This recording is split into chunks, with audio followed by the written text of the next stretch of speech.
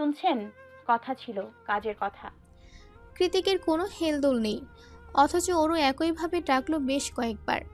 পরক্ষণে মনে মনে বলল, আমি জানি সজাগ থাকলেও সাড়া দেবেন না আপনি। আমারই ভুল, আগ বাড়িয়ে ডাকতে এসছি। ওরু যখন বিরক্ত হয়ে গাল ফুলিয়ে চলে যাচ্ছিল, তখনই আওয়াজ ভেসে আসলো কৃতিকের। সকালের হাসকি টোনে কৃতিক বলে, চোখ ভর্তি ঘুম আর মাথা ভর্তি শুধু তুই। ওরু তরতরি এগিয়ে এসে শুধালো। কি বললেন? কৃতিক এবার ঘুরে শুলো, বালিশের পাশ থেকে মোবাইলটা কুড়িয়ে চেক করতে করতে বলল, নাথিং। কি বলতে এসেছিস সেটা বল। ওরু চোখ মুখ শক্ত করে অন্যদিকে তাকিয়ে বলে, আজ প্রত্যয় ভাইয়াদের বাড়ি থেকে মেহমান আসবে। মা বলেছে আপনাকে উপস্থিত থাকতে। কৃতিক ফোন স্ক্রল করতে করতে বলল, রাতে ঘুমাতে পারিনি। পার্টি অফিসের পূর্ণ মিলনীয় ঘুমের জন্য ক্যান্সেল করেছি। সারাদিন ঘুমাবো, সন্ধ্যায় ডেকে দিস, ঘুম হলে চলে আসবো। ওরু কঠিন গলায় বলল, বাড়ির জামাইদের এসবে থাকতে হয়, আর আপনি বাড়ির ছোট জামাই। ও, তাই আমি বুঝি কৃতিক কুঞ্জের জামাই? আগে তো জানা ছিল না। হ্যাঁ তাই তো। কথায় কথায় কৃতিক খেয়াল করলো ওরু সেই তখন থেকে অন্যদিকে মুখ ঘুরিয়ে কথা বলছে। কাহিনী ধরতে না পেরে কৃতিক ভ্রুকুটি করে জিজ্ঞাসা করলো, আমি তোর শ্বশুর না ভাসুর? এভাবে অন্যদিকে তাকিয়ে কথা বলছিস কেন? ওরু চোখ মুখ খিচিয়ে বলল। দয়া করে কিছু পড়ুন। কৃতিক নির্বিকার ভঙ্গিতে বলল, এমন ভাব করছিস যেন এর আগে তুই আমাকে আনড্রেস দেখিসনি। আমি তো প্যান্ট। থাক। কানে হাত দিয়ে চেঁচিয়ে উঠল ওরু।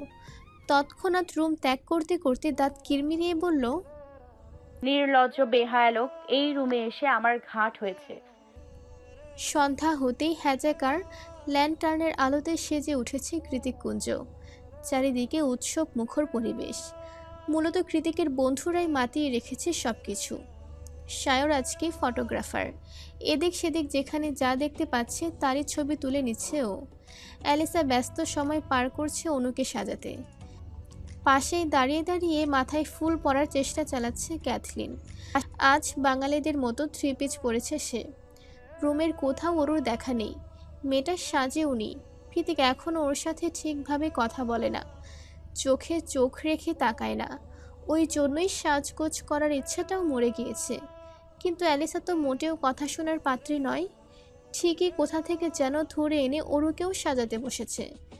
মেহমান এসেছে এই তো কিছুক্ষণ, ছোটোখাটো আংটি বদল যাকে বলে। তাই মেহমানের সংখ্যাও কম। প্রত্যয়ের খুব ঘনিষ্ঠ আত্মীয় ছাড়া তেমন কেউ আসেনি। অতিথিদের কিছু সময় পরে প্রত্যয় নিজেও এসেছে, পুরোপুরি ফর্মাল স্টাইলে।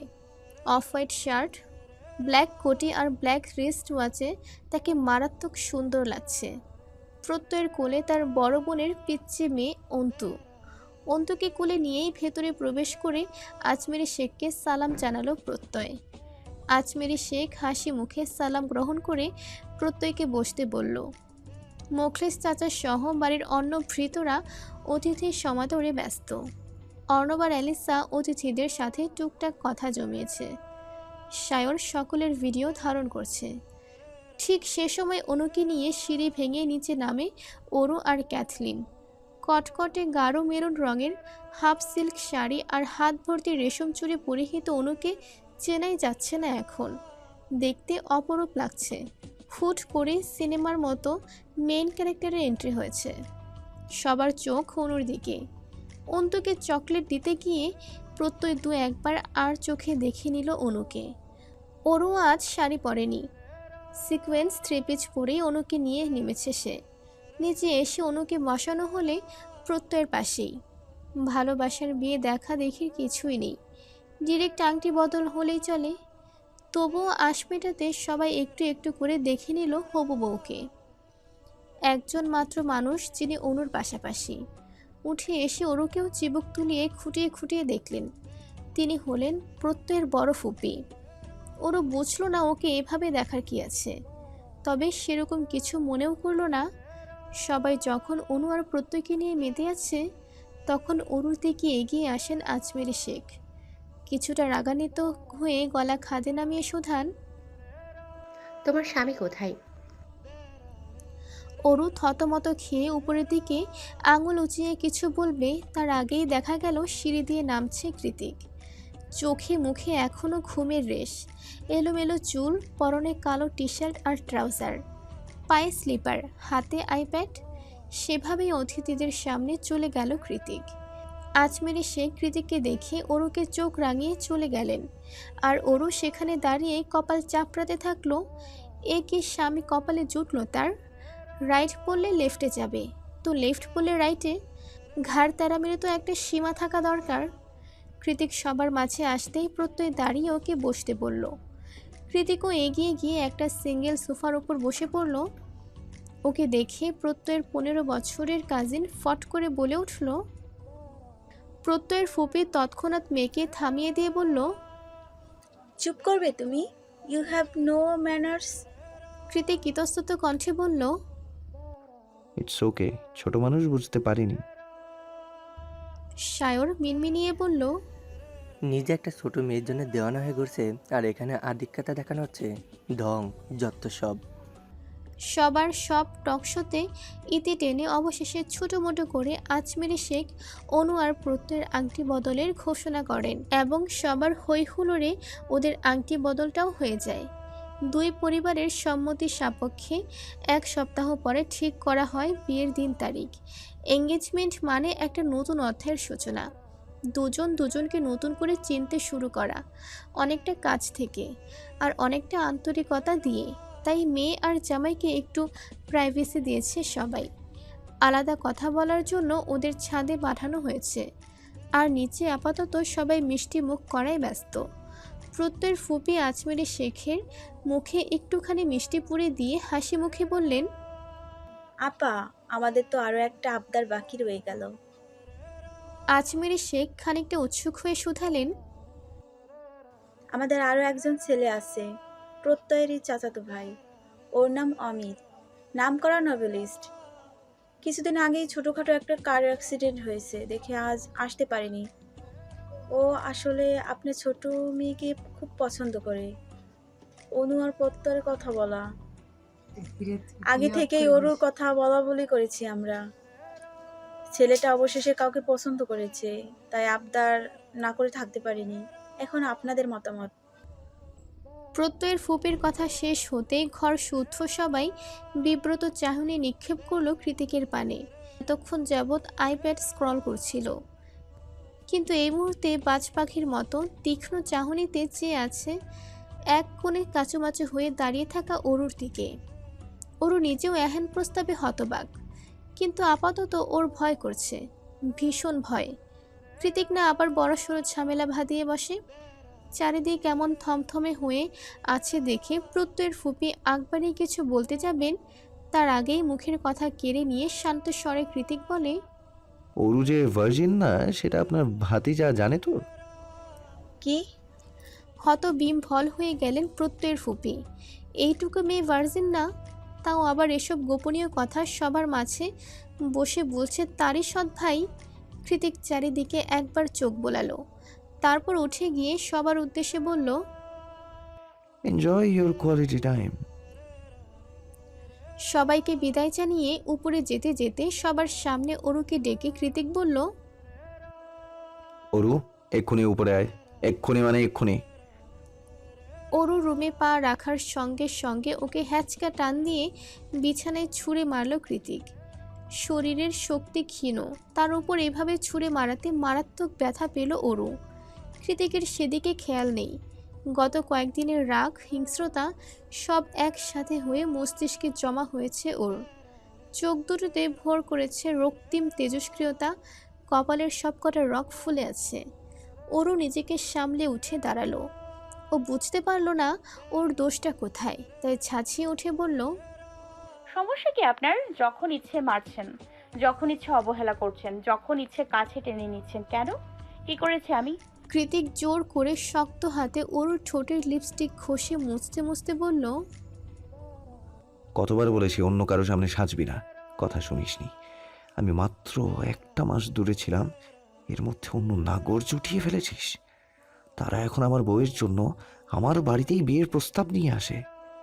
তোকে আজ আমি কি করব নিজেও জানি না। অরু কৃতিককে 2 হাতে ধাক্কা দিয়ে সরিয়ে বলল, কি করবেন আপনি? আমাকে মেরে ফেলবেন? মারুন, কাটুন, যা ইচ্ছে করুন। আপনার জন্য এমনিতেই মরা হয়ে আছি আমি, অথচ আপনাকে দেখুন কষ্ট দিয়েই যাচ্ছেন। তো দিয়েই যাচ্ছেন, কেন দিচ্ছেন তার কোনো উত্তর নেই। কি কষ্ট আমার বলুন, কেন এমন করছেন কেন? আবারও কৃতিকের শক্ত বুকে ধাক্কা খেয়ে চেঁচিয়ে উঠল অরু। আবারও কৃতিকের শক্ত বুকে ধাক্কা দিয়ে চেঁচিয়ে উঠল অরু। এবার আর নিজের ক্রোধটাকে সংবরণ করতে পারল না কৃতিক। ওর হাত দুটো নিজের মুঠোয় পুড়ে গলা ছেড়ে চিৎকার করে বলল, because I love you, damn it. Kritik এতই জোরে কথাটা বলেছে যে ওর গর্জন প্রতিধ্বনিত হচ্ছে মহলের প্রতিটি দেয়ালে। সেই সাথে হলরুমে বসে থাকা সকলে লাফিয়ে উঠেছে এহেন গর্জনে। অরুর নিজেরও এই মুহূর্তে থরথরিয়ে কাঁপছে। কৃতিক নিজের দাঁতে দাঁত পিষে অরুর মুখের কাছে মুখ এনে বলল, ইচ্ছে তো করছে মেরে মেরে নরম তুলতুলে গালগুলো রক্তাক্ত করে দিতে, কিন্তু না খেয়ে খেয়ে নিজের এমন হাল করেছিস, সেটা করতেও কলিজায় লাগছে। এদিকে রাগটাকেও কমাতে পারছি না। ও গড! অরু কৃতিকের চোখে চোখ রেখে কাঁদছে। কৃতিকও অরুর চোখের দিকে তাকিয়ে আছে। সেভাবেই খানিকক্ষণ তাকিয়ে থেকে খানিকটা শান্ত স্বরে বলে,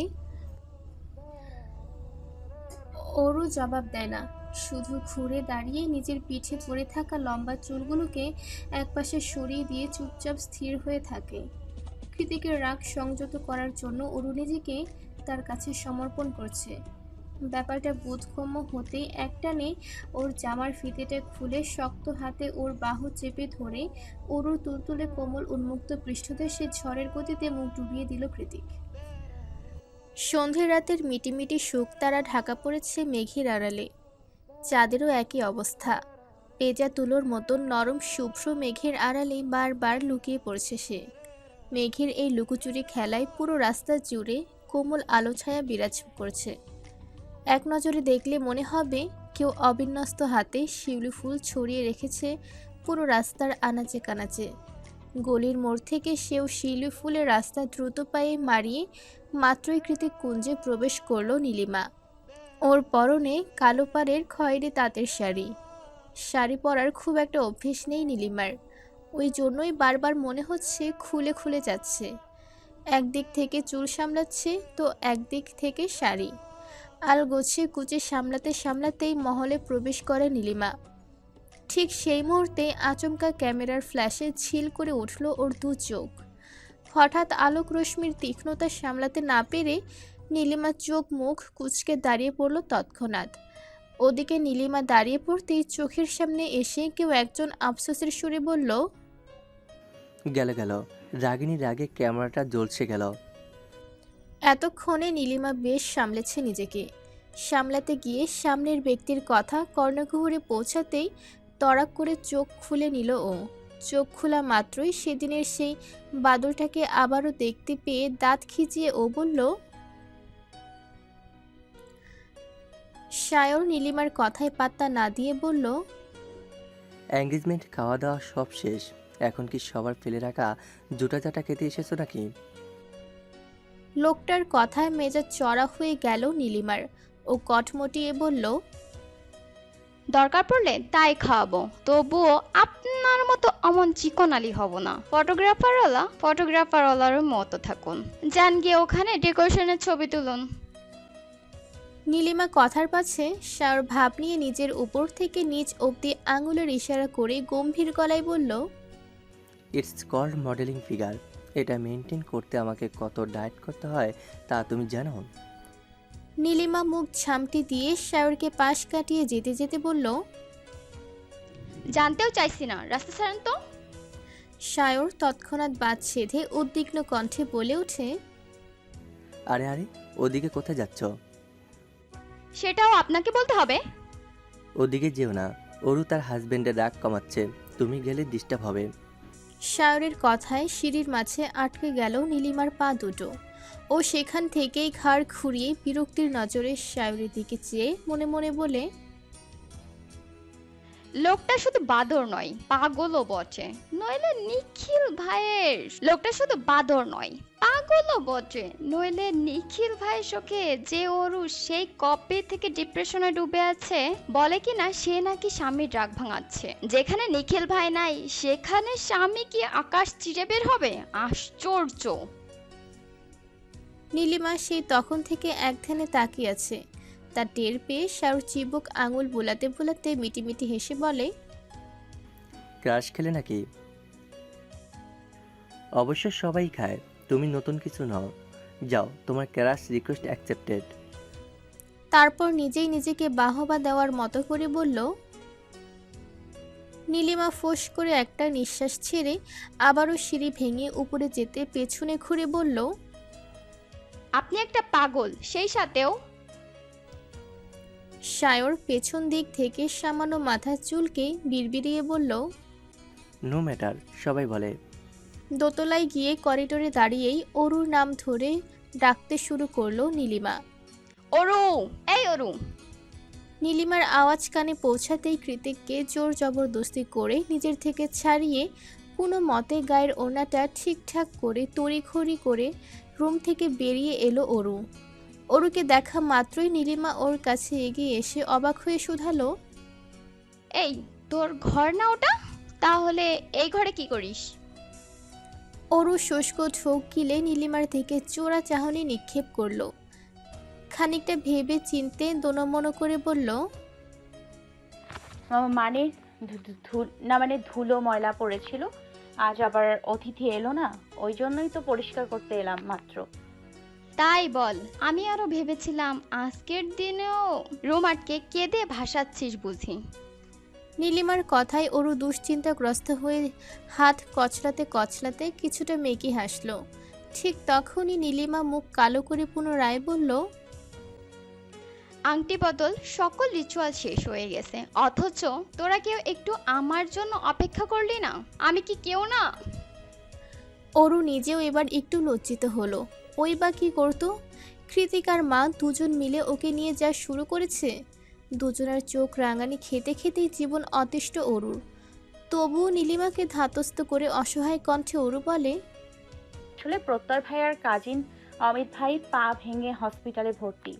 ওই জন্য প্রত্যয় ভাইয়ার বাবা অনুরোধ করেছেন সকল নিয়ম কানুন যাতে তাড়াতাড়ি আর ঘরোয়া আয়োজনে শেষ হয়, যাতে তারা একবার হসপিটালে গিয়ে অমিত ভাইয়াকে দেখে যেতে পারেন।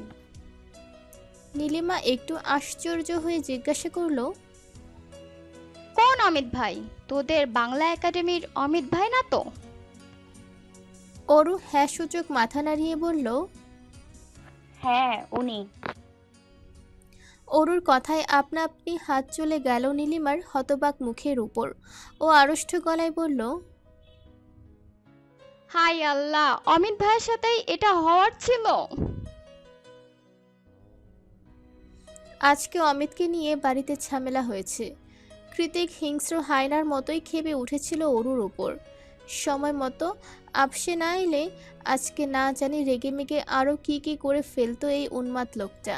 পুরো ব্যাপারটা আরও একবার স্মরণ করে একটা ভয়ার্ত ঢোক গিলে অমিতের টপিকটা তৎক্ষণাৎ পাল্টে ফেলল অরু।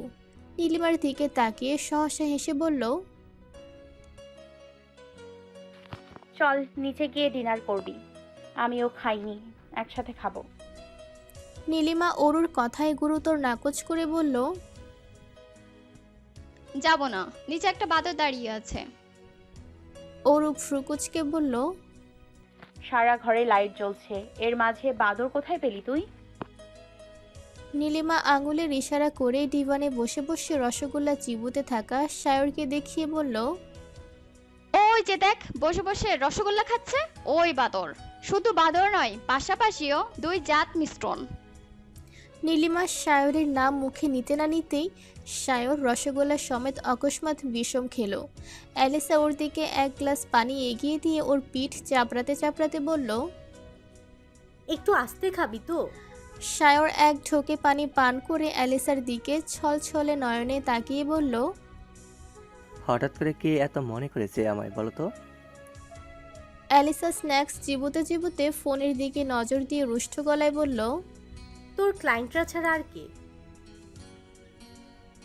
নীলিমা